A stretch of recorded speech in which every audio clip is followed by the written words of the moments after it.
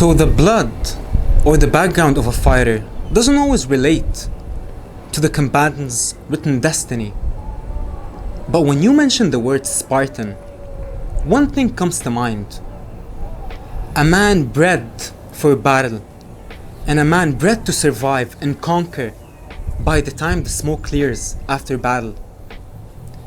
And maybe on October 17, George Kambosos will make the walk with Spartan blood, true Spartan blood, pumping through his veins in a football stadium in his hometown, looking to conquer the best at lightweight, the unified lightweight champion, the young hungry lion, Teofimo Lopez. Now I know that George Kambosos is a 9-1 underdog versus Teofimo Lopez, and rightfully so. Because Teofimo Lopez, after beating Lomachenko, it's only right to place him as a heavy favorite, especially against an unknown fighter. So why do I believe that Kambosos got a real shot to dethrone Teofimo Lopez? What does the Sydney-born bring to the table? Well, mainly unmatchable self-belief, desire, ferocity, ferociousness by the ferocious one, George Kambosos Jr. The man is fearless. The man truly believes, even if you and I don't believe in him, but the man got an unmatchable self-belief that he will become undisputed and he will dethrone Teofimo Lopez. And it's funny because a lot of people are saying that George Kambosos doesn't have the high-level experience that his fellow competitors have. But I beg to differ. When you spar for over 400 rounds with the all-time great, the lightning speed, powerhouse, Manny Pacquiao, that says something. And after his first training camp with Manny Pacquiao told him that you're making me feel young again.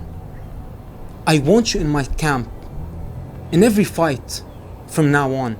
And even when Manny was fighting guys who got way different styles than Kambosos, he still brought him to training camp every time to the Philippines because he saw something special in him. He saw that tenacity, that ferociousness.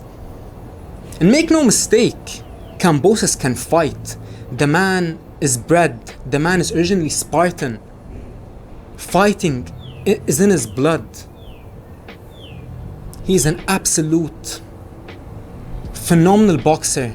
Not just a boxer, but he's got such underrated speed in counter shots, shot selection to be exact. When we saw his last fight versus Lee Selby, a lot of people were saying that Lee Selby is out of his prime, and Kambosos treated him like he was past his prime. And you know, by no means is Teofimo Lopez undeserving to be number one currently. The man earned it. All the respect. You gotta give all respect to Teofimo Lopez at just 24 years old to do such monumental stuff. The man is special. But there's something to be said about a fighter starting his journey without a promoter, without a father, without anyone pushing you and telling you that you're gonna be great. There's something to be said about a fighter who goes through the meat grinder, goes through the local shows, the gym smoker fights, the underground fights, fighting purely for one thing, validation.